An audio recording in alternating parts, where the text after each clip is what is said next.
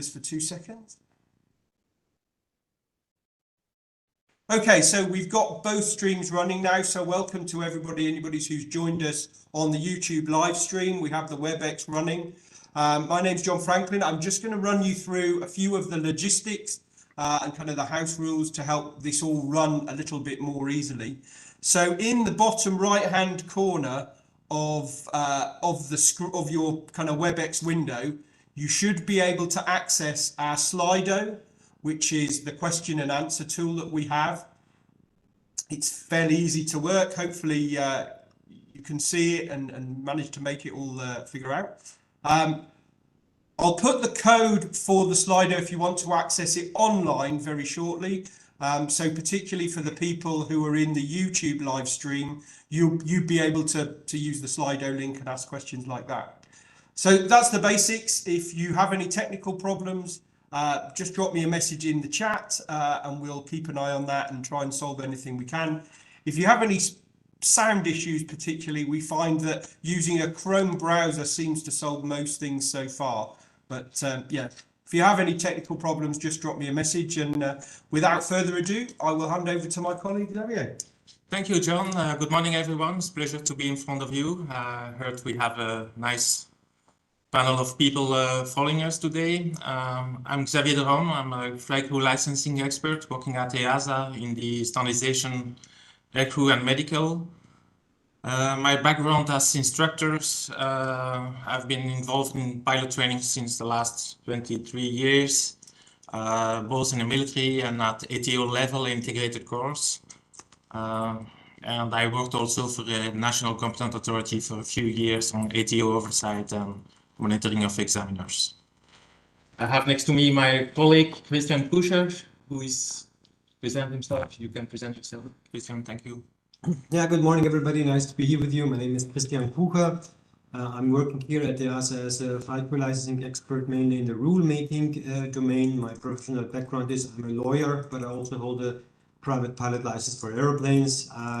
I was working before joining EASA for the Austrian Aviation Authority, Austrocontrol, as a training organization, inspector and legal advisor for the licensing department. Here I'm with EASA since 2016, and I'm responsible for rulemaking in the flight crew licensing domain. Nice to be here with you. Thank you, Christian. Next to us, we also have 2 persons in the room, very interesting people, and 1 more person online. So I give the word to you, Thomas. Thank you, Xavier, and good morning to all of you. I'm Thomas Seehoff. I am employed with Lufthansa Aviation Training, and I have the pleasure to be the chair of the International Association of Aviation Personnel Schools.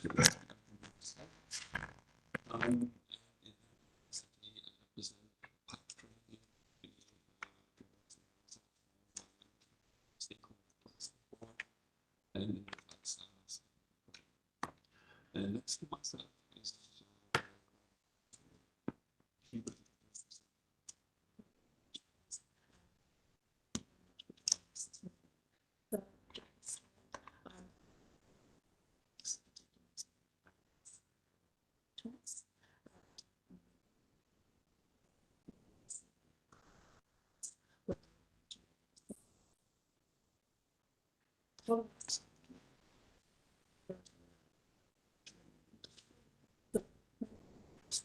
John, we lost sound. Oh, hold on. Apparently we have us. Can you hear us now, Thomas?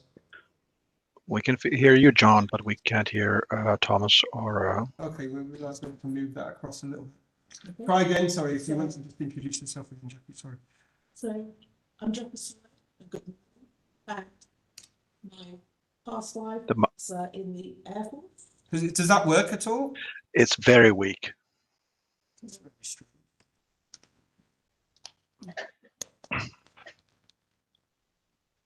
Use us a second.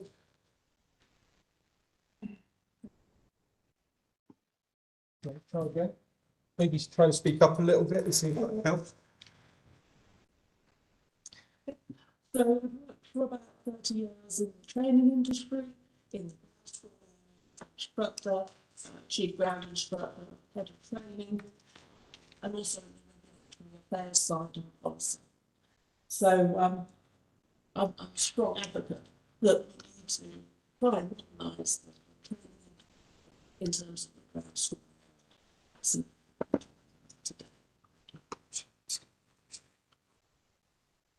Is that still not? Can you hear us, Yanni? Is that still? I can hear you properly, but the microphone is not picking up others too well. That's strange because the microphone there is closer to Jackie and Thomas than it is to the rest of us. Yeah, it's very weak and intermittent that we hear from Jackie. Is it switched to this mic? Yeah, no, it's on that one. Just sorry.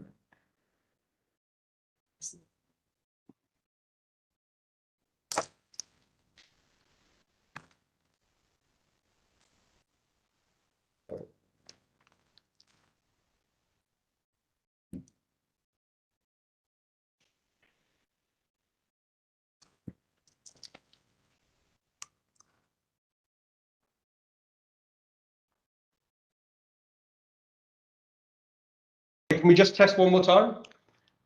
Okay, is this clearer for you now? Perfect. Okay, we've solved it. Excellent. Thank you. Sorry about that, everybody. Okay, sorry, Thomas, do you two want, can you two, sorry, just quickly introduce yourselves again? Because I think everybody missed that. So, Thomas, do you want to go first again? Okay, so good morning again. Hopefully you can hear me better now. I'm Thomas Leof, employed with Lufthansa Aviation Training, and I am the chair of the International Association of Aviation Personnel Schools, acronym is IAPS. And in that capacity, I represent the pilot training industry towards EASA in the Stakeholder Advisory Board, and I am the chair of the Flight Standards Technical Committee. And Jackie is also here with me, and she'll introduce herself again. Thank you, Thomas, and welcome. So I also joined Thomas on the IAPS board, and as a member of the Airline Training Policy Group, the ATPG, where I'm now the chair of the ATO and environmental subgroup.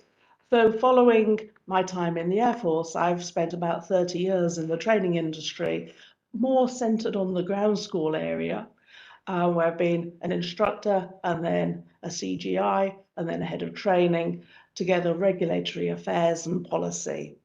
So I was a member of the Rulemaking Task 595 alongside Thomas, where we looked at updating the learning objectives for the professional licenses, and also we introduced the Area 100. So later in the session, we'll be talking about how do we overcome some of the challenges that have been there, including how to implement KSA 100. Thank you. Thank you, Jackie. And last but not least, we have our friend online, Yanni. I'll let you speak. Thank you. I'm the odd one out here, not being in the same room with you guys. I'm a special advisor. I'm sorry. I'm a special advisor for the Finnish Transport and Communications Agency Traficom, which is the civil aviation administrator for Finland. I'm a flight examiner, class rating examiner, multi-engine, some readiness instructor, examiner, and a senior. I'm involved in the various EASA advisory bodies, rulemaking tasks, and task forces. Before I became a civil servant, I was the head of training of the largest commercial flight school in Finland. Thank you. Thank you, Yanni. To start this session, you all know that we faced last 2 years with a lot of disruptions on traffic due to a lot of reasons, the main reason being COVID. I strongly believe that ATOs have been impacted a lot by COVID and are struggling a lot to cope with the challenges which are they are facing today. With this session, we would like to offer some thoughts to those ATOs, to some help. How can we help the ATOs?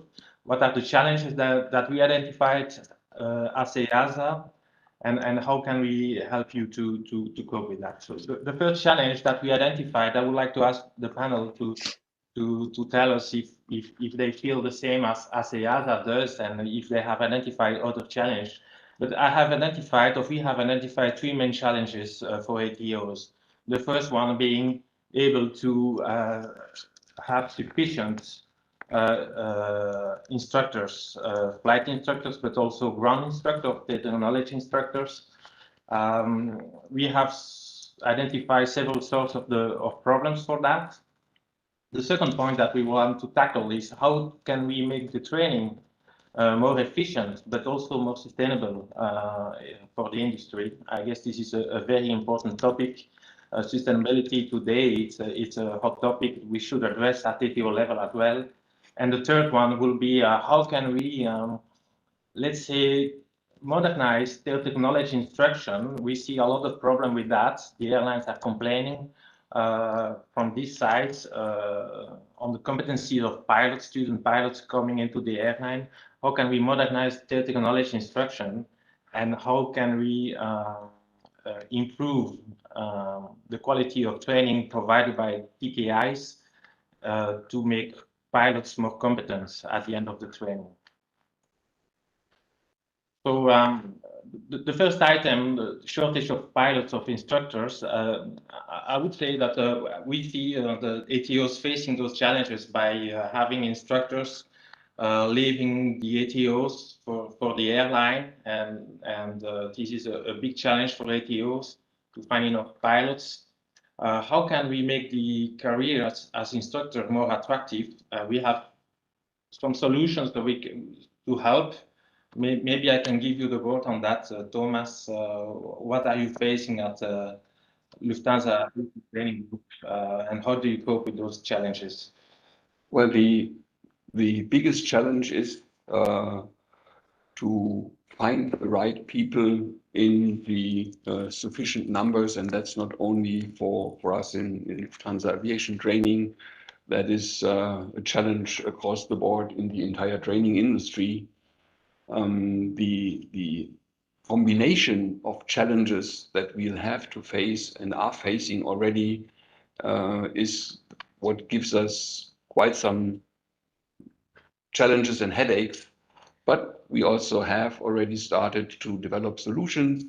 The combination, for example, shortage of qualified people, and as Xavier mentioned already, the sustainability issue gives us, on the one hand, difficulties, but in the cooperation with the EASA and the NAAs, I'm positive that we'll on our way already to develop solutions that will not only overcome the actual difficulties, but that hopefully will also enable our system to become better enabled and to be future-proof, so that we can react in future better and sooner on upcoming new challenges, which will come upon us whether we like it or not. So, Jackie, that's your view. Yes, I think that it's meant that we've had to bring in a large number of low experience trainers, and the way that we've looked at it is to make sure that there's a good training system in place. So it's about selecting people that have got the right qualities to become very good instructors, but then actually putting in the effort to train and standardize. And also, I think it's been mentioned that really we should be mentoring those instructors so that they feel valued, so that perhaps with time we can have more people from the airline industry coming back into the grassroots, which will also put more value onto the role of being an instructor, which in the end is going to be producing our pilots of the future. Thank you, Thomas and Jackie. Yanni, you want to say something about that? Yeah. Well, it's a bit of a different task for different parts of the industry. I mean, you'll never change the desire for the upward mobility on the professional pilot training course. There's the instructors who are training in light aircraft or FNPT. They probably didn't get into the aviation to do that, but to get into the shiniest and the largest aircraft possible. So over there, I think, in my opinion, is to get the best people for the tasks, train them and enjoy the talents, and then be prepared for the day when they leave, and you'll start over again with a new person on that task. In the airlines, the task is a bit different, and from my point of view, it would seem a bit easier to manage. But I think in all of these cases, it's the key is to enable the transition of people into new tasks, how to mentor them into those, and then to have a attractive enough combination for them to enjoy it. And one part of that could be, for example, the quality of life issues compared to other tasks. Thank you, Yanni. Well, I picked up several elements that I find important. First of all, the professional development opportunities. We need to attract young people, but also we need to attract more experienced pilots, and we need to be able to make them instructors, build experience, and really share the experience as instructor. Like you mentioned, Jackie and Yanni, we want to have a mentoring program for those young instructors, how to perform the task as best. And as professional pilots, being an instructor is not something you do completely on the side. It's a professional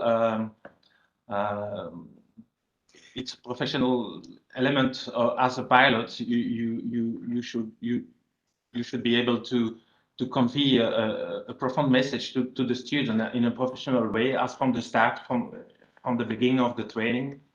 And we should promote that. And we should also, the ATO should try to promote development of the career as an instructor within the ATO, give more responsibilities, give them the words to be able to, let's say, raise issues in training, how to improve the training program, and use their experience to build a more efficient training path for the student pilots. Acting instructor, it's very difficult task. Jan, you want to say something? Yeah, perhaps it should be brought up also that there's a bit of two different issues on the natural, let's say, normal times scenario where we need to think about the fluidity of the system and the mentoring and how does it work when we talk about individuals as such. But the other matter is when we have a dramatic market change, like we are living at the moment, when there are huge changes in the workforce, moving from flight schools to airlines, and from airlines, regional airlines, to the majors or whatever. And how do the organizations deal with those issues when they are losing at one time or in a very short period of time a lot of their workforce, a lot of the experience is walking out on the school. And this is something that comes up in our risk pictures and in our risk profiles for the organizations that we exercise oversight over. And I mean, it's an age-old phenomena that anybody who's been in aviation long enough knows very well. But it's very hard to predict when it hits, so it's very hard to react into that. But I think awareness about that and the effects of it into an organization is very important to understand, to both to the industry and to the regulators and to those of us who exercise oversight over the industry. Yeah, exactly. I guess it's very difficult to act proactively on those kind of risks. We know this is an existing risk. However, like you said, we never know when it's going to hit you, and it will be more reactive way to tackle the situation. I guess standardization of instructor plays a very important role in that, and mentoring.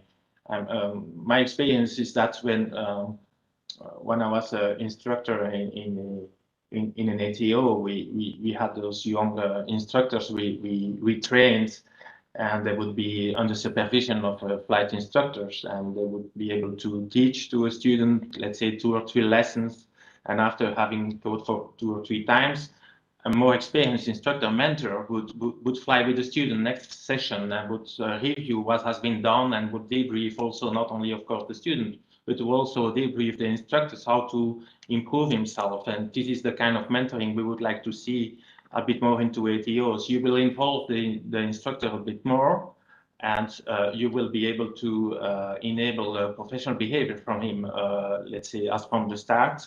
And I strongly believe this involvement will help to solve a few issues. I don't mean by that they will not leave to the airline, but once they have left for the airline and they will be able to come back somehow at the ATO, they will be more than happy to do that. And I've seen that in the past as well.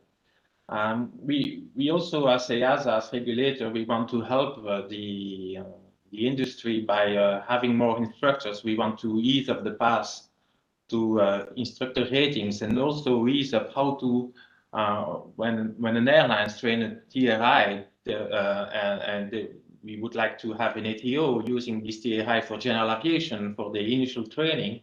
We would like to ease up the path from TRI to flight instructor to FI.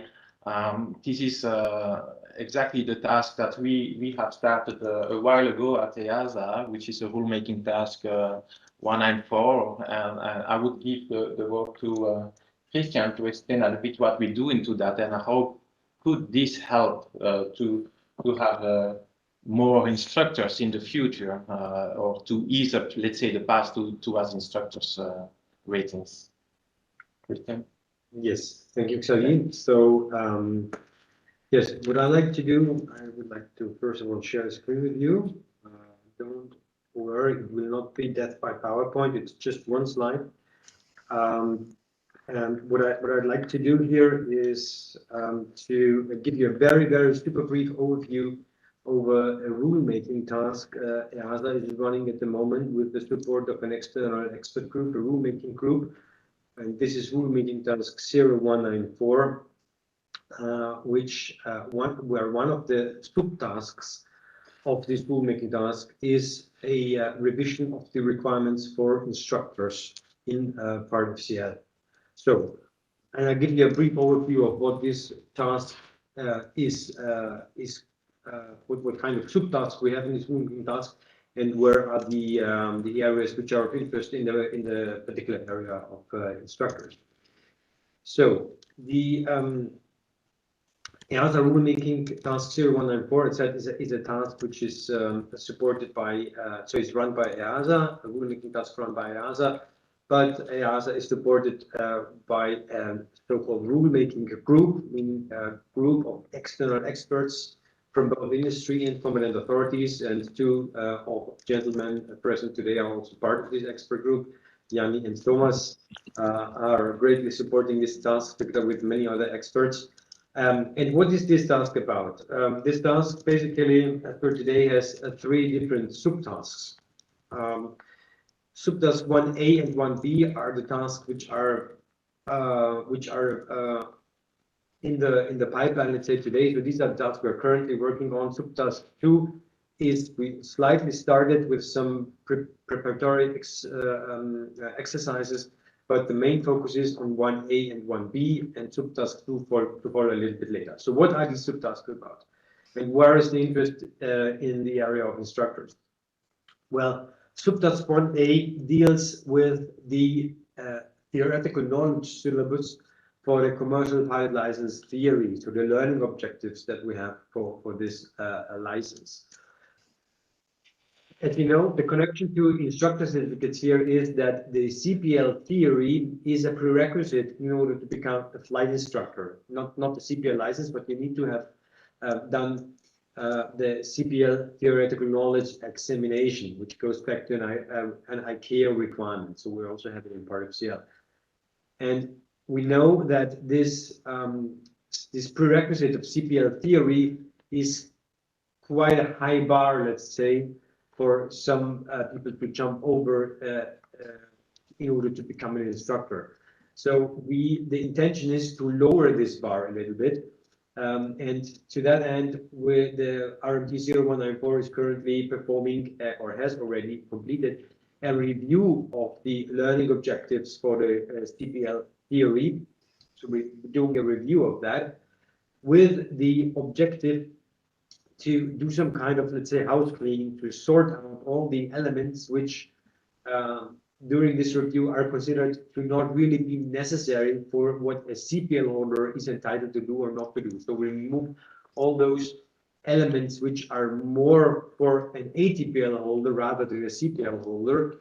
So we just, the intention is to slim the CPL theory syllabus down to what is essentially needed for a CPL holder. The expectation is that this will make the CPL theory a little bit easier to obtain, and therefore lowering this bar to become a flight instructor. That is the element of 2018. So the first review by the expert group has already been completed. It's currently under review with the by the EASA ECQB team.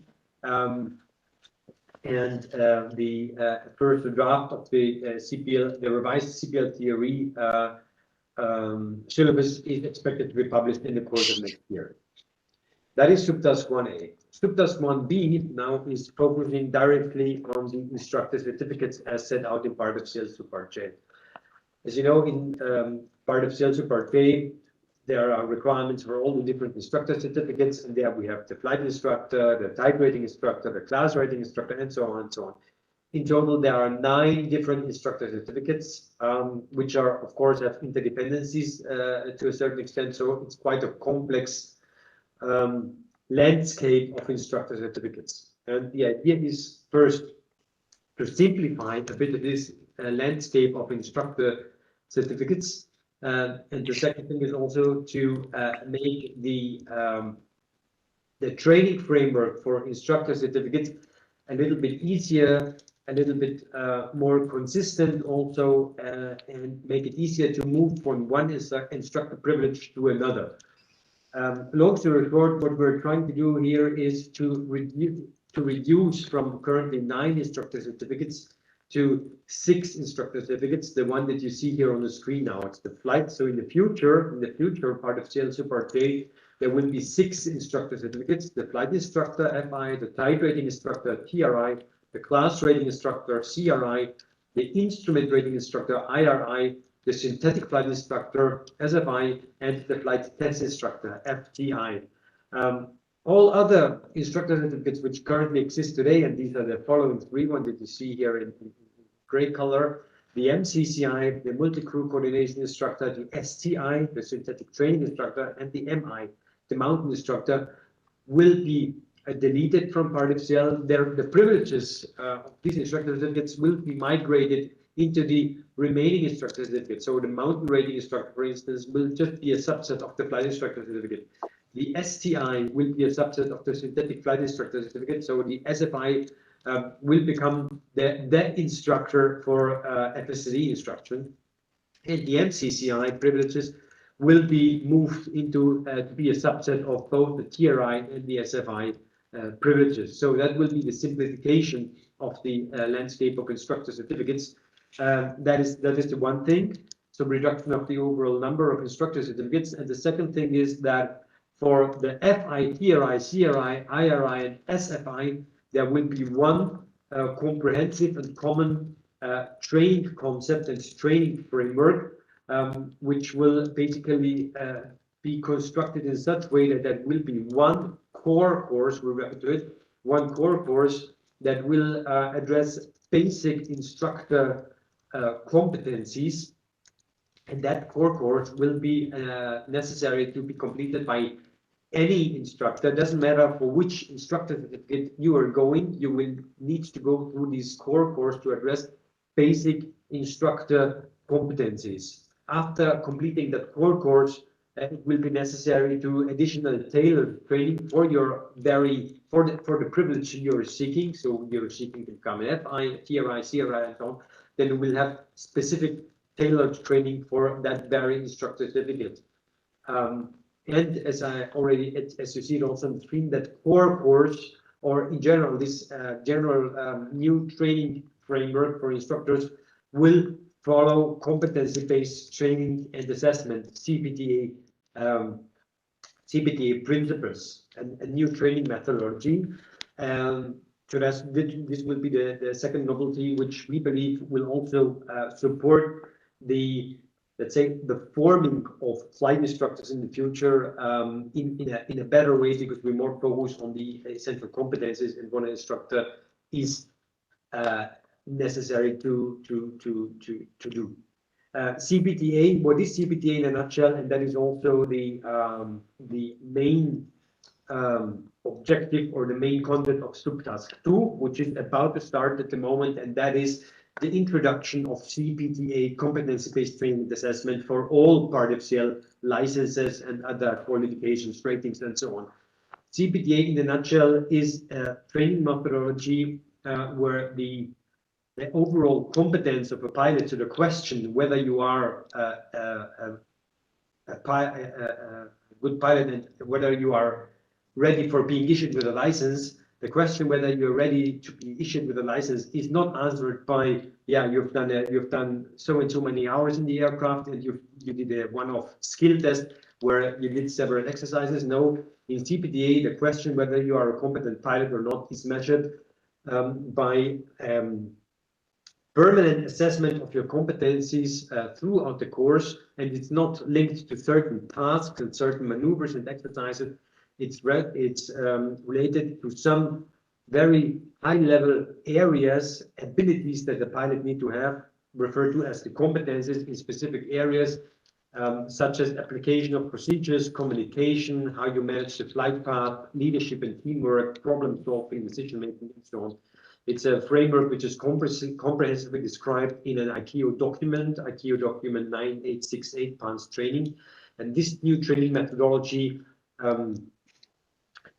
we want to implement in part FCL for all licenses in the future. The same exercise is currently being done at ICAO level in the licensing panel of ICAO. So CPTA also will be implemented in ICAO Annex 1 in the coming years, and we're looking into this also in part FCL. So all these activities, which are all part of this very comprehensive RMT 01 and 4, we believe will also help to improve the situation for flight instructors from the regulatory framework. So review of the CPL theory, revision of the framework for the instructor certificates, and the introduction of the CPTA training methodology.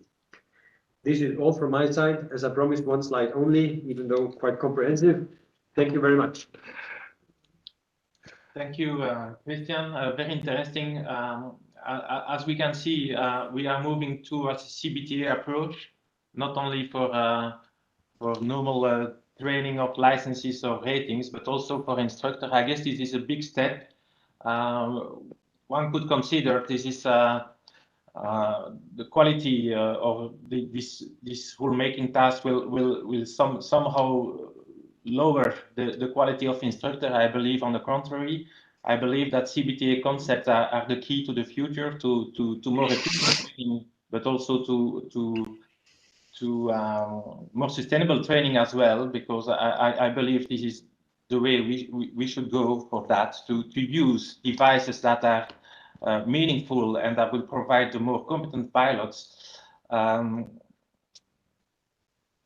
Also, this involves, this means CPTA, it means that the involvement of ATOs in standardization of instructor will be paramount. The change from an instructor today can change an ATO easily. When I want to teach PPL from one ATO to the other, it's quite easy. I need to be standardized on a few items on the aircraft and how the ATO deals with this aircraft, and I can teach for PPL. However, when we have the CPTA approach, where the ATO will, let's say, set up scenarios to enable learning of pilot competencies, it must be understood that ATOs will have a harder time to standardize instructors to reach the level of which is needed to deliver that instruction.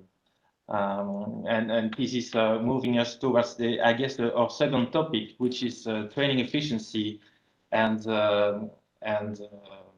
sustainability.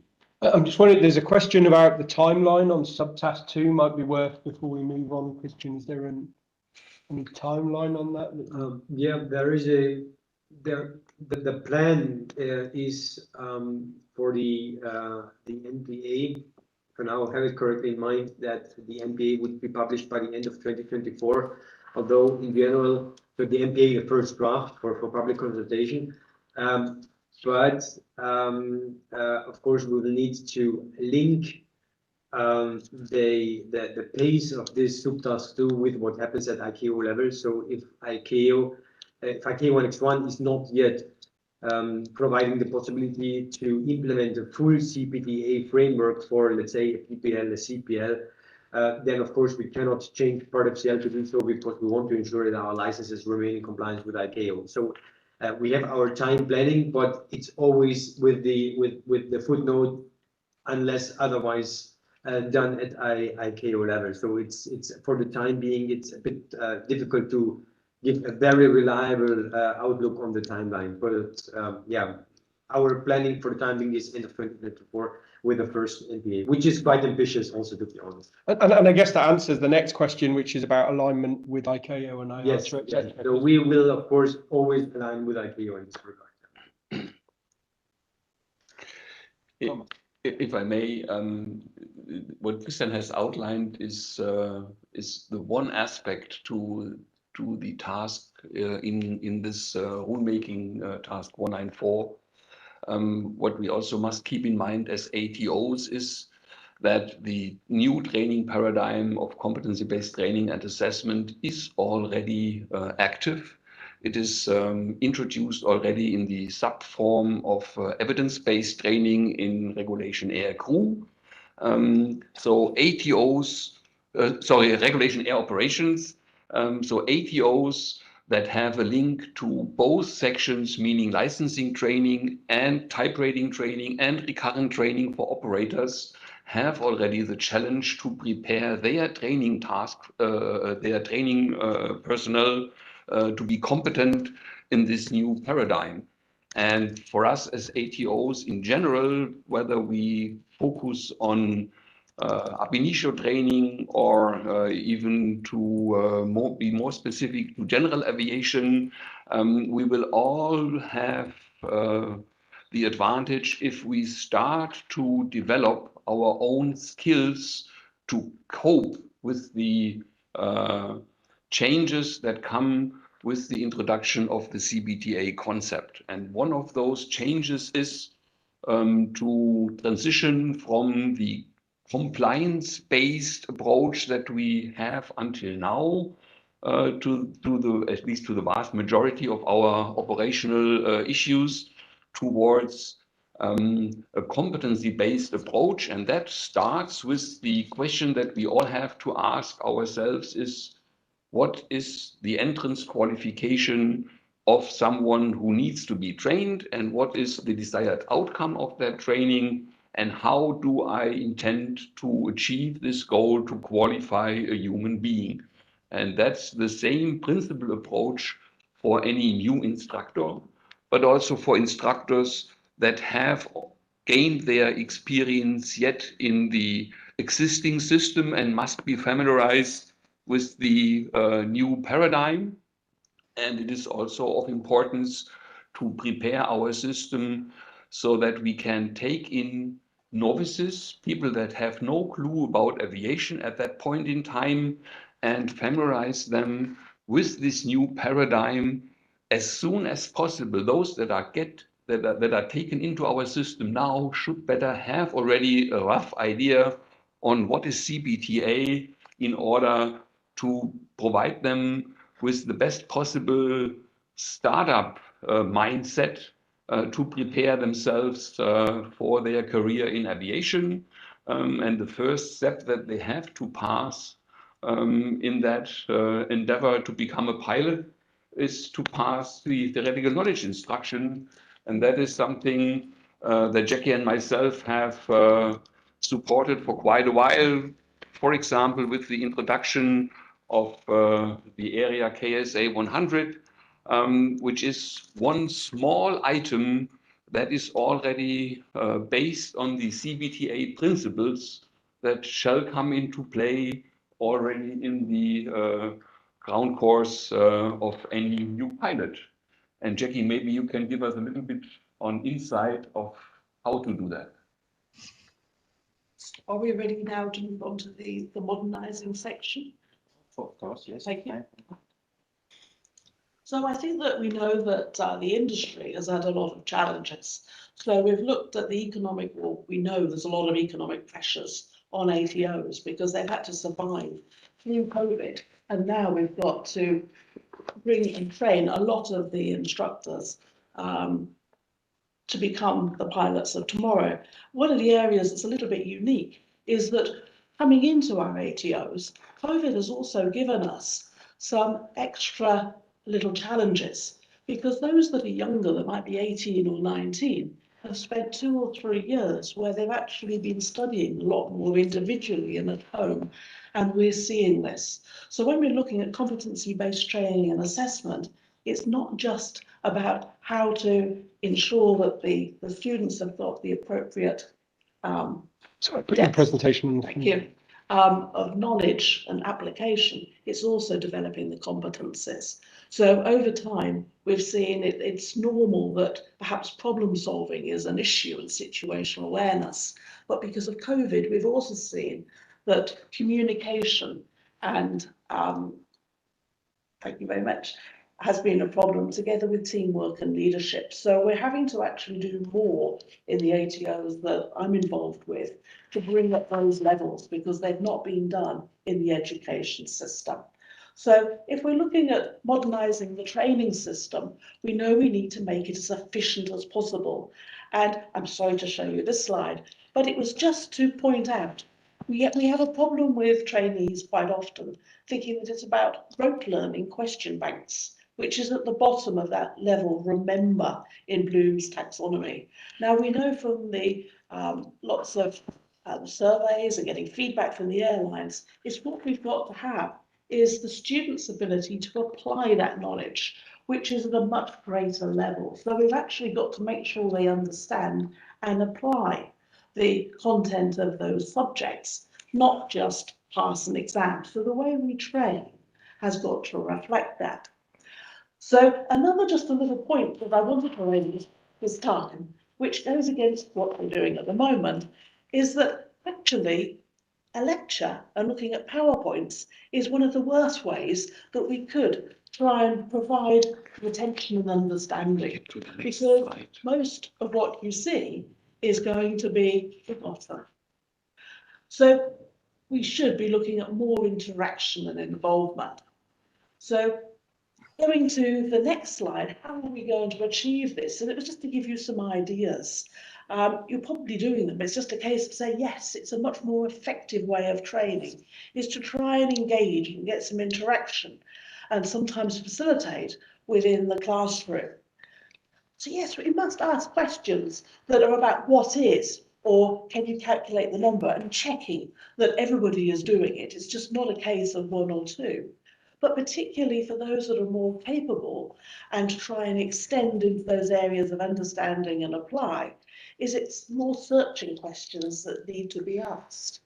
So this teaching dynamic that you've got to create must be controlled by the instructor, because the environment has got to be safe, it's got to be positive, and it's got to be professional, and it's the instructor that needs to do that.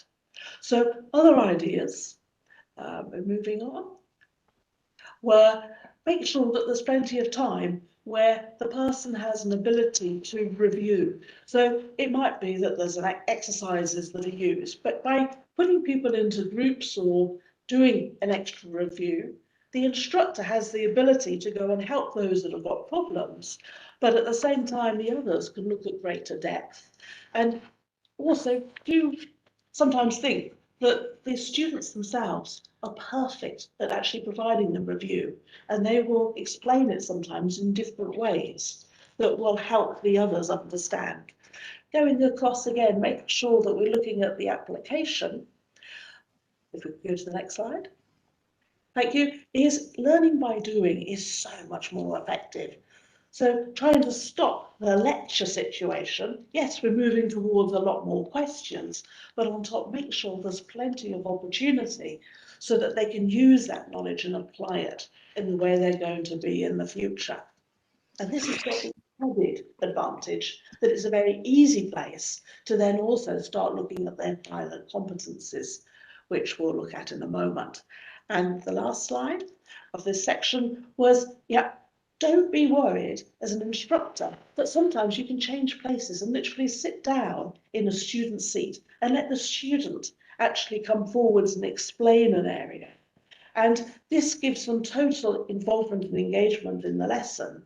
The students tend to listen much more because they're interested in what is this student going to say, and the student gains confidence and an ability to communicate back.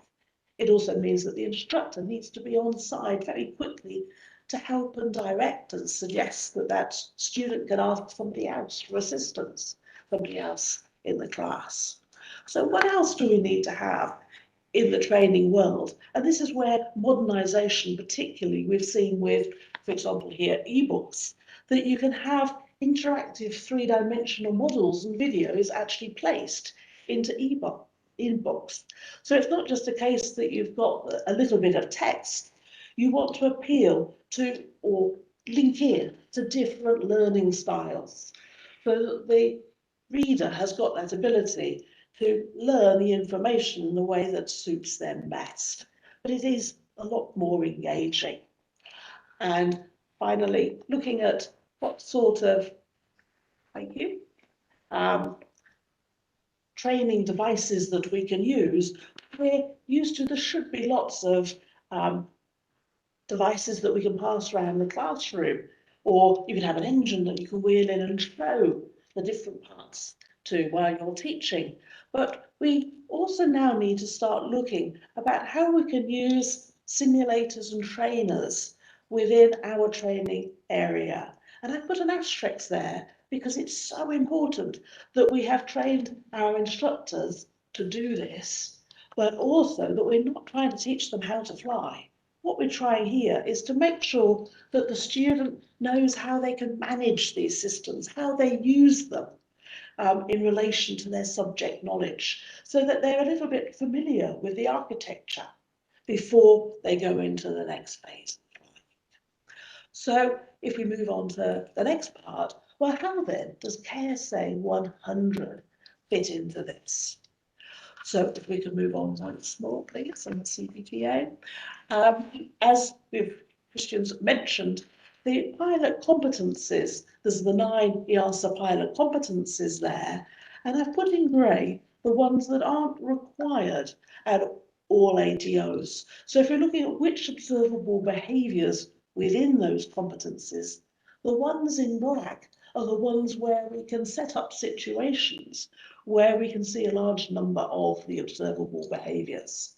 To look at flight path management automatic, for example, we're going to have to make sure it's only the ATOs that have got the ability, the technology and the experience to go into this area. And again, we might not see a large number of the observable behaviours, so we might not be able to grade in that area. So if we could move on again. So how are we going to do it?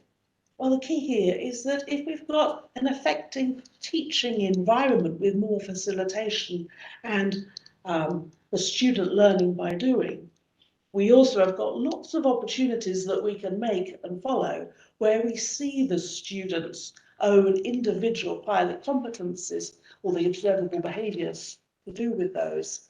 And then we can informally debrief them in the classroom, particularly in the single event situations where we can set up an exercise which has got natural points which are likely to stimulate the observation of some of those observable behaviours. We can then give them a more formal report and show them where are their strengths and weaknesses. So at the same time as training the understanding, we are also managing to develop their competencies. Yeah. So what sort of formal assessments could we have? Well, the majority of the teaching and the assessment really should be done during the course in whatever way as possible. So we need to actually design into the course situations as well as during the teaching when we can look at some assessments. So particularly it's an applied across subject area that is going to be useful. So early on in the course, in the ATO IMAD, we can see there's a presentation, but that's trying to bring together the idea of situational awareness, threat and area management and the competencies and how it applies to the subjects. So that's what the students are asked to do. So they're engaging earlier on in the course with the concepts of the competencies. So it's essential that at the end of the KSA journey, just before they take their final exams, they do take what would be a single event, quite thorough, robust single event. The flight planning across subject event is the one that's required, so that there's a sufficient difficulty factor that in a group situation, we do tend to see those competencies. So we can look at the task, preparing for a flight, but also particularly looking across the individual pilot competencies to make sure that they've got at least sufficient pilot competencies to progress into the next phase. Very briefly, the next slide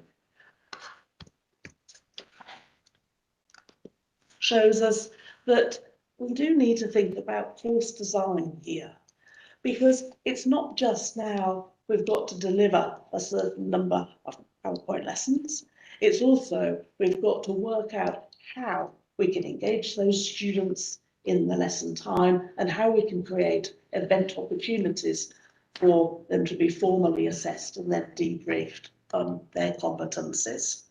So course design is a fundamental area of competency-based training and assessment. And it's giving us our first taste of the future and how to improve the effectiveness of our courses, which particularly looks at how effective it is. So we look at the outcome of our training and we ask the next stage of training and the airlines, where are they seeing the weaknesses or which parts aren't working so that they can be strengthened and improved. And finally, we need to go on to, so we've talked about this problem of where are we going to get our instructors from? And TKI, the area, has been particularly hit because we've lost the traditional source of the military instructor that tends to come in and teach. And we've also found that those that want to be pilots generally don't want to be in the ground school. So we've got to look a lot wider now at where do we find the instructors. So sometimes it might be, in the way Christian said, that your background was in another area, but then you started flying and you've got a PPL and you've got further qualifications. So if you've got a teacher that's come from the educational area, they could be quite useful if they've also got aviation experience because they've already got some of those skills we need. And we're going to have to reinforce those subject areas. So it's thinking a little broader, but thinking of quality, and the quality comes from the training. So that's why this section was called TKI training, and then there's the assessor training, because we must make sure we've got within our ATOs a good training and standardization assessment system. I've also put there about we're having to look a little wider at accepting not just full-time, but also part-time employees. I've heard of one person that said that they need to employ a person starting at 10 o'clock each morning because they're also a concert pianist and that they want to be able to practice each morning before they come in. We've got, and that's a different need, but we've got to make ground school attractive in this work-life balance area. And again, another area is perhaps some pilots have gone back into ground school because of that work-life balance, particularly when they've got young families. It's a much more standardized, easier to work around job. And it has great advantages because we're bringing back that expertise from the actual industry back into the ground school to help us develop people further. So yes, so what do we need? Good initial and then annually recovered training to remind us what we really should be doing in the classroom. And talking and learning best practice from other instructors, and sometimes popping in and seeing how do other instructors actually manage their classes. We are having to do more subject training now because we are finding we're having to take people that don't come from the military and the traditional sources, and that needs to be very thorough, and there needs to be a process at the ATO so that it is known what they've got to cover, how they're mentored through it, and also afterwards that they've still got this mentoring ability with another very experienced instructor. When we come to now the KSA 100, that is a totally new area. And how do we assess those pilot competencies?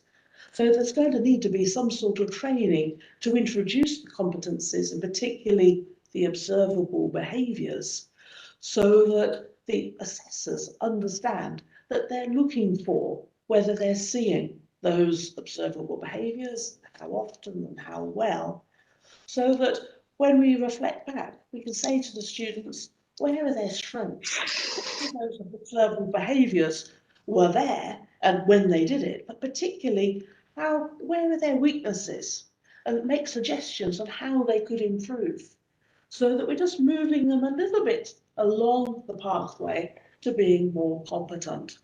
And another area that we've found is the concordance, or how to make sure that particularly that line between not yet ready and satisfactory or better is being managed. Because it's very easy to try and go to that tick box idea where you just say, yeah, they were sort of unsatisfactory as a general, rather than looking at each individual and looking at each of their competencies.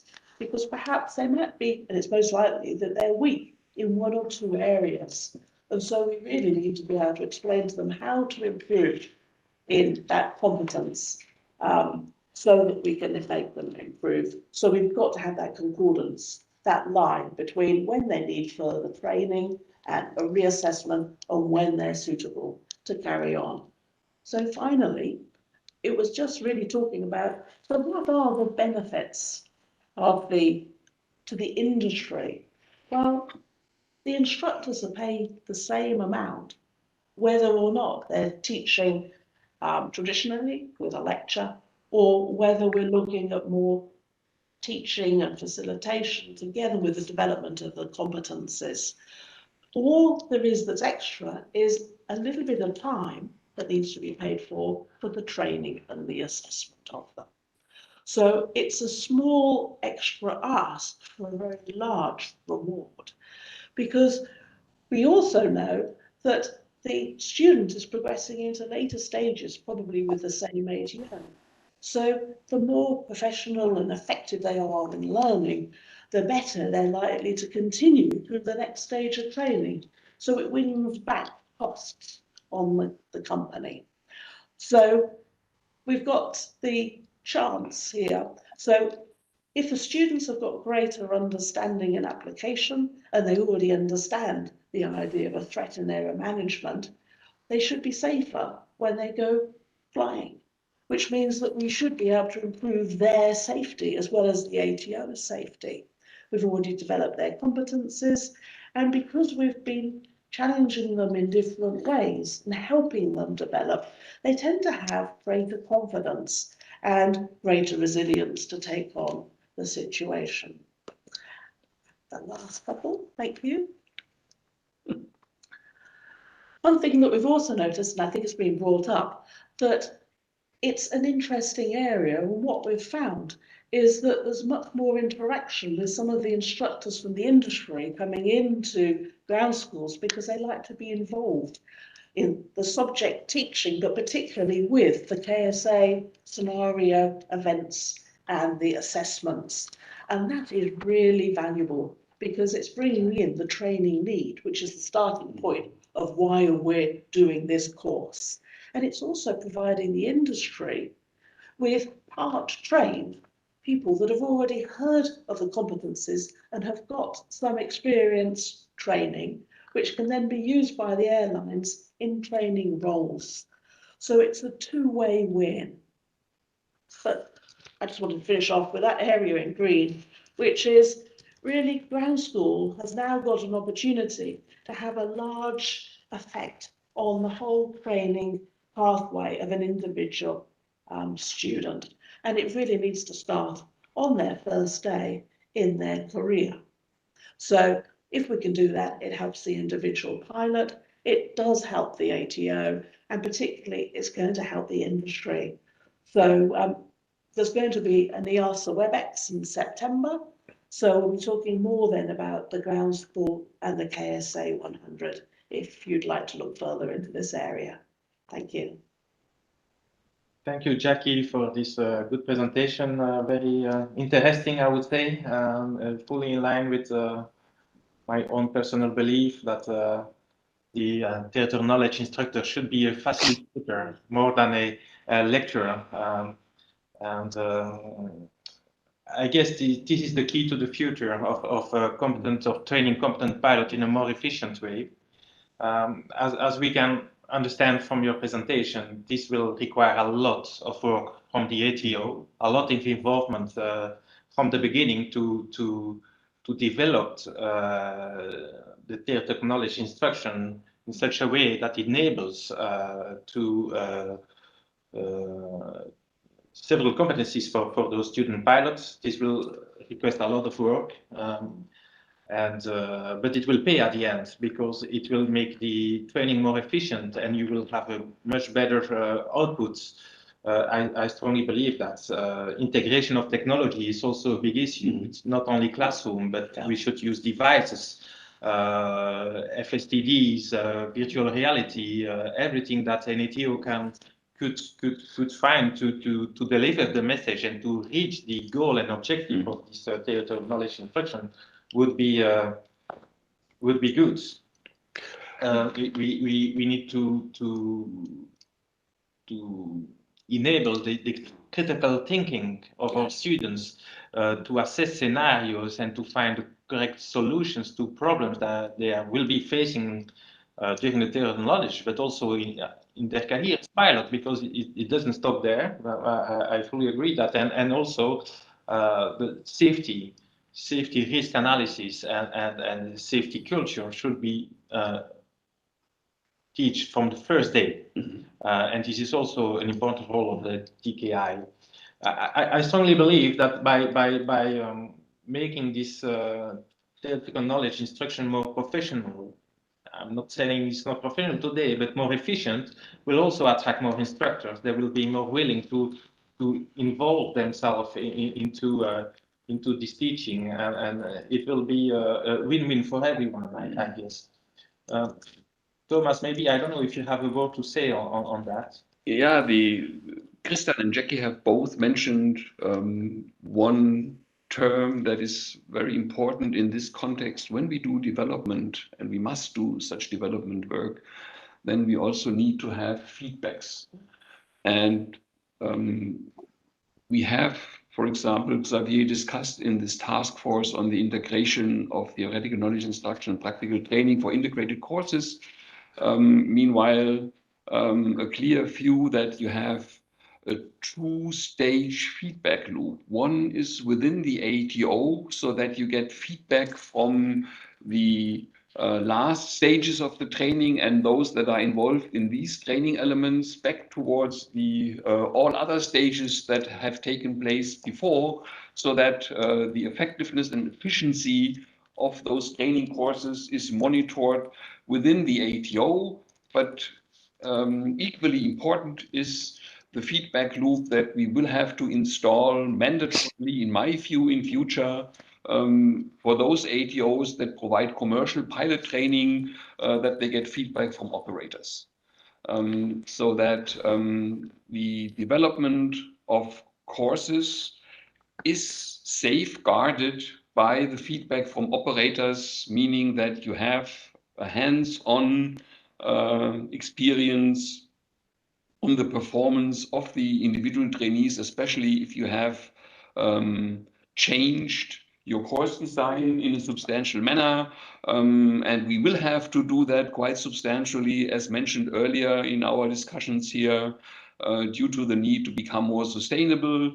Whether we will have more synthetic training to prepare each and every practical session in the aircraft, for which the main purpose, in my view, is that if you have already learned procedures in a synthetic training device, you need the aircraft in several stages to build your self-confidence that those competencies that you have acquired until that point in time are suitable for you as a person to operate the aircraft safely. And that starts with simple aircraft. By the way, a simple aircraft is also a glider, which we might use in future also as a training tool. It is sustainable, and I'm not alone in saying this is the most efficient training tool to demonstrate energy management to every pilot in many dimensions. So I'm keen to see who will be the first to introduce gliding again into commercial pilot training. And just as an indicator how clever this is. And there is one example, the biggest ATO that operates gliders at the moment, at least that I know of, is a military installation, and that is the American Air Force Academy in Colorado, who use a large number of gliders and make it a mandatory part of their training for all their initial students. Anytime Thomas talks about gliders, it reminds me that he is even older than me, which is a nice feeling. But I think it's a good point into the fact. I mean, we should have an open mind about how do we react into the challenges of today and tomorrow, and even going back a few steps, like Thomas said about gliders and about energy management, and is something that should be considered. I think there are great comments on the chat and in the Slido about different views on these issues, and it probably would take a lot more time that we have to comment on all of those. But I think the key issue right now is to not having holy cows about how do we look into the challenges of today and tomorrow, also from the regulatory point of view. We all know that it takes time to change these things in the regulations, but if you don't start, you'll never get finished. And I think we in Europe are in a pretty good place about that, that we have an open mind and look into these things, but it's not an easy task to do, especially if we consider that just adding new regulations is not the solution. Is having a better framework and better holistic concept into these things is essential. Whether it's using new technologies or new ideas, how to get the end result that we desire. Like there was a comment about that we're not training for a piece of paper. We are training to a task and to a career, to try to get these people and get this industry flourish. We face huge challenges as an industry in all levels, and like quite a few people have commented over there, it's no longer the Pan Am of the 60s of lounging in by the pool and having a lot of time off. It's a rough business that we are trying to get people into, and hopefully have long and fruitful careers over there. So plenty of work to do. And actually, maybe just to follow up on that, because I know that we've got the top question there that Stephen asked, and there's a follow-on kind of related to that. And maybe just to mention that within our safety promotion work, we have an EASA task specifically looking at kind of next generation of aviation professionals and encouraging careers and actively collaborating at industry level to promote aviation as a cool place to be as a starting point. But then also, how do we help provide guidance and information and kind of help create organizations that the next generation of people want to work for, and have those kinds of conversations in the industry, be more diverse and inclusive and all of these kinds of things. And I know, we've made great progress, but when you hear the lived experiences of various different kind of underrepresented groups in aviation, whether that's women or people from different ethnic or educational backgrounds, we still have a lot of work to do on that as well. So there's so many things like that we have wrapped up in this EPAS task as well. So it's something that's already captured, and there's a lot of work going on that area. So maybe just quick comment on a very good comment, except for one part. We haven't made a lot of progress great progress in diversity. The progress that we made is pathetic. That was really genuine, to be honest. Yeah. And considering that the percentages of, for example, women that we have in the cockpits, it looks like we're not reaching half of the population for those careers. So we have a lot to do on that area for sure. But also for any young people. I mean, when I was a kid, it was a pathway to seeing the world, but it's not anymore. It's the world has opened up in a different ways already. So, and challenging and interesting career paths are available from various fields. So we definitely face a challenge in the future. How do we get the best candidates to be interested about this career? And I think particularly the more we get, with particularly automation and things like that, is demonstrating to people that there's a full lifelong career path, and that there is a long-term future in this kind of work, rather than I know I hear this quite a bit from friends of mine who do careers work, and people don't necessarily see a long-term future in aviation, and it's we have to change those perceptions, I think, a great deal. Thank you for the nice comments. We had nice comments from you, Thomas and Yanni. I guess we all understand that the CBTA is the way to go forward, and we are busy with that. As Christian explained, we need to analyze the training needs and the outcome of the training, and then from there we need to start building the training course in a sensible manner and enable all kind of training devices that, or like you said, maybe gliders. It might be one of the training platform that could be used to reach those goals in the most efficient and most sustainable way. Yes. I think that answers nicely. There's a question actually we didn't get a chance to put it forward. Is improving the connection between TKI and that kind of stuff, and KSA and all of that, the theoretical stuff and the practical element. I think that's you kind of summarised that really well there. So it's kind of good just to mention we kind of covered that bit.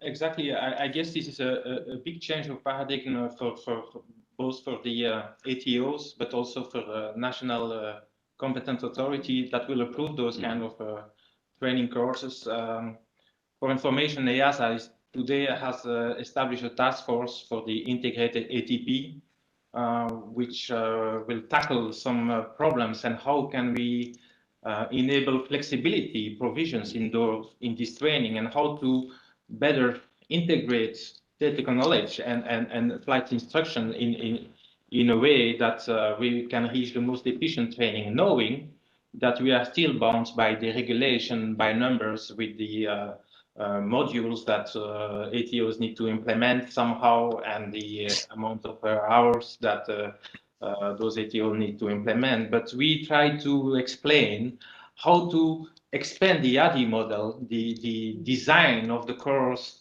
not only for theoretical knowledge instructions or KSA 100, but in a wider, much wider application of that to the whole course, starting from what do we want to achieve at the end, how are we going to achieve that, and what is the kind of student pilot that we will start with, and starting from there, how can we build this training course towards a competent pilot at the end.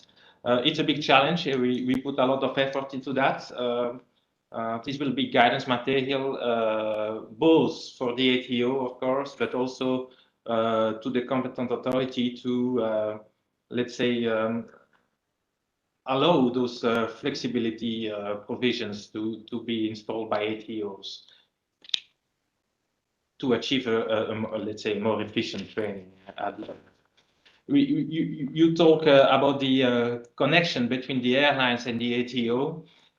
This is also a big issue.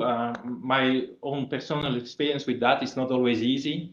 Thomas, you're part of a big group where the communication with the airlines is much easier, but I would still encourage the smaller ATO, the ATOs which are not connected, to establish a link with the major airlines they are providing pilots to. Establish that link to have a feedback loop, an effective feedback loop, so that those ATOs can improve the training program. This is really paramount. This will also, let's say, somehow increase the motivation of the student pilots, because if I've seen a difference in the behavior from scratch with student pilots that were involved with an operator from scratch, they will be more involved in the training, and I mean less complacent in some phases of the training, because they know at the end this operator will look at me and you get more involvement from the student pilot. So it's a win-win also for the operators, but also for the ATO. It's not an easy link to make. But this is something I would encourage ATO to put effort into. No. And there is one other aspect that, in my opinion, must be mentioned in this context. And that is a lesson that we have learned over the last 20 years within Europe, when we introduced what is now Regulation Aircrew, which was a transition from the JAR FCL before. And in JAR FCL, we had a flexibility provision within the framework, which needed then to be adopted in national law in each and every country.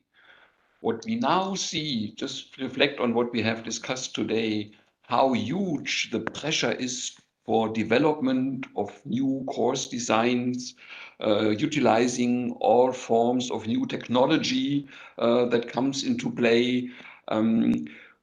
We must, in my opinion, transition in our rule system towards performance-based regulation, which Christian and many other colleagues are also involved in, so that we have in future the increased flexibility.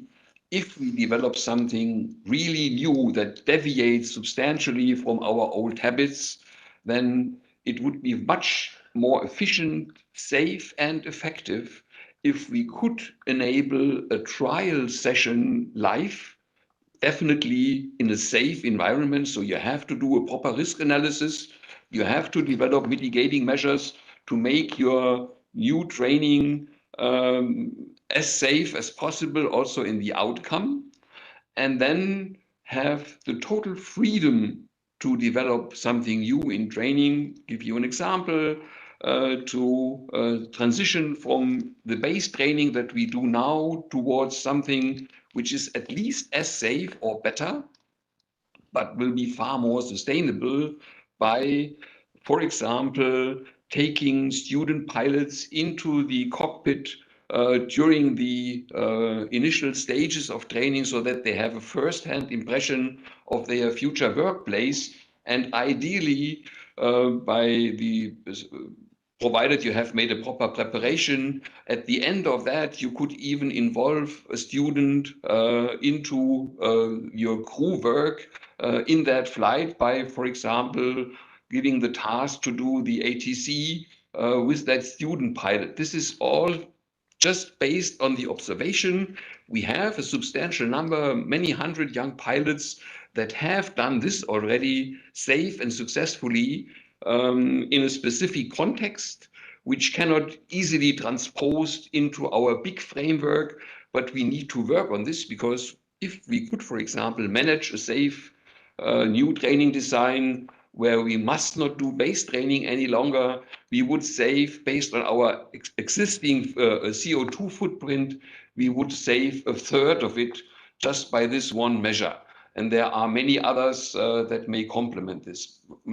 Core of the matter is enable our system better than we have today to do development work in a safe manner, and then base the new developments in rule making on facts, figures, and data, and not speculate of what might be necessary in 10 years from now, and then hope and pray that your guess was right. Thank you, Thomas. Very interesting discussions. It's a shame that we only had 1 hour and 30 minutes this morning to discuss all that. I guess we all have a lot of things to say. We are, let's say, very enthusiastic for the future. We know that we are facing a lot of challenges, and those are not easy to cope with. I thank you for the participation. Now we have Yanni, that do you want to say something? Yeah, just a quick comment. A very good comment from Thomas is that we need to, like I mentioned earlier, about face the challenges of today and tomorrow, and predicting future, particularly future, is tricky. So we need to have we are currently in a transitional phase from very descriptive regulations into something else. And so we need a holistic approach into how the regulatory system works in order to face the challenges that we are not even aware yet. And we need to have an open mind about that. And I think that is one of the biggest challenges that we are facing right now. We have easy technical low-hanging fruits that we could pick and question from efficiency and sustainability point of view. For example, why do we train for multi-engine piston at all nowadays for a professional pilot career? But I think the key is what Thomas said over here, was that the whole system, how do we regulate and how do the regulations enable us to face the challenges and take the advantage of the new possibilities is the core and the trickiest part that we would need to face in order to advance this field of ours. Thank you. Thank you, Yannick, for those considerations. We still have 5 minutes left. I propose that we go on with some questions that we receive on the Slido. One of the first questions is how will EASA introduce TKI personal requirement in the regulation to embrace the philosophy that Jacques you explained? We do not intend to introduce personal requirements as such. We strongly believe that an ATO that wants to implement EASA in a correct way will invest time and money to develop this course, and they will also need to find the correct persons that are able to deliver the message and to provide some training to the student. And we are not sure that we can set any requirements as such, and that we want to do that. We want to give the freedom to the ATO to be able to address this their own way.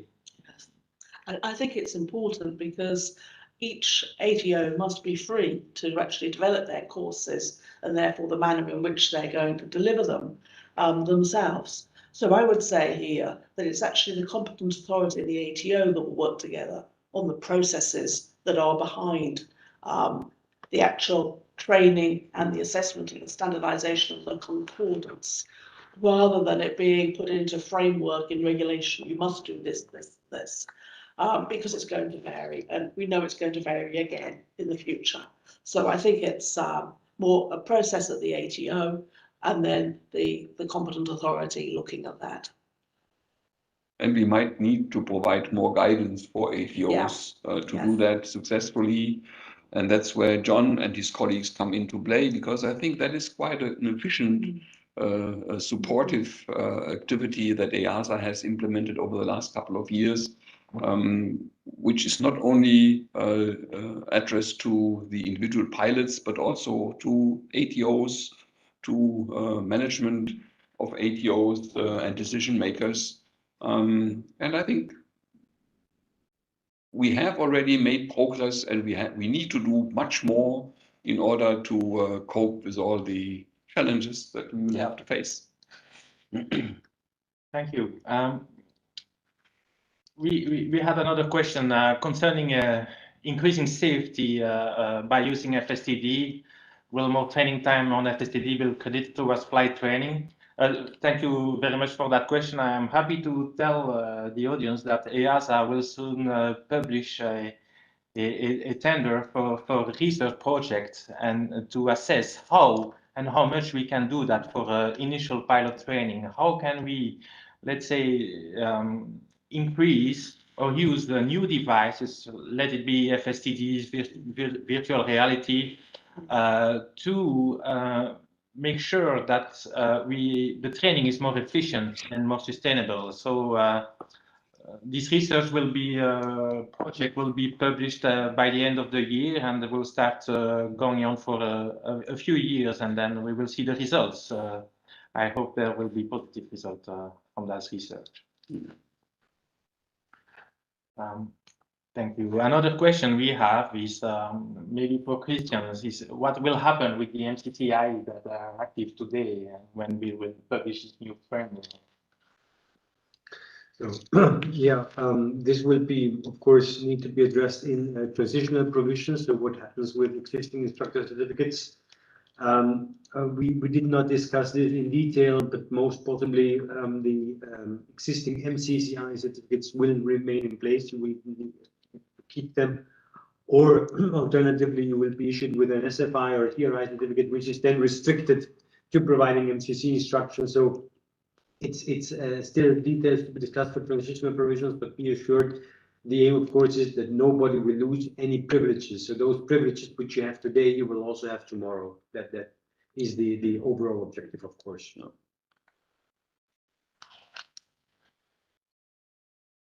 Thank you.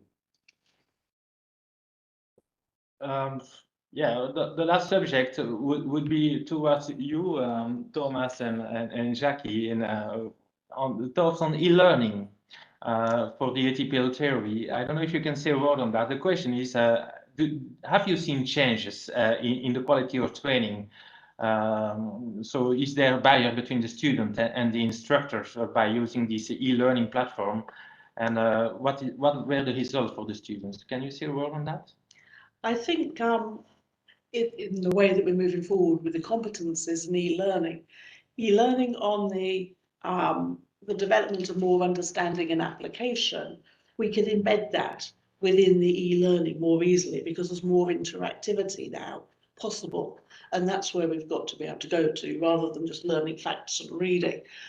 When it comes to the competencies, it is a little bit more problematical. So at the moment, there is a requirement that the students will come into the ATO, and I think some of that time has got to be dedicated to making sure where they are on their pathway of the individual competencies. But I'm sure that some ATOs will find other methods. It's just very hard as an individual to sometimes observe some of the behaviours where you need a group, for example. So I think that we need to prioritise at least 2 hours of that time when they're in the ATO to being some sort of group exercise, preferably that summative flight planning exercise where there's a lot of information and you can put a group together and they have to work together using their workload management, their teamwork, their leadership, their situational awareness to come out with a result. And then obviously we've got to have processes around the ATO. So when one person might be a little too weak in an area, so they're not quite ready, there needs to be training in place, but that could be quite fast. So it might just take an hour of a debrief and actually show them 1 or 2 elements, and that can be enough. So I don't think it precludes that, but I think we'll see more in the future. And also I think when it comes to the technology, the fact that we can have training systems on an iPad, for example, now, means that we can start to get a bit of familiarization and training and learn by doing, because we've got something that can be in a lot of households and the students likely to have something like an iPad for their training anyway. So I think it's looking at ways to actually engage the pilots in their learning process. Well, thank you, Jackie. Now we are running out of time. I would like to thank all the online participants and also the panel that was kind enough to come and talk and have this discussion with us today. Thank you all. John, you want to say a word? Just to reinforce the thanks for everybody for taking part. Sorry we couldn't take all the questions, but we take them away, and particularly it's good for us when we're developing safety promotion material to see what kind of things you need, and it's really useful then in our follow-up discussions with our colleagues afterwards. So thanks for joining. We've got another session on ATM ANS this afternoon and a last one on cyber risks tomorrow morning. So thanks for that, and yeah, keep engaged and keep discussing on the different community sites. Thanks. Thank you very much. Enjoy the rest of your day. Bye bye.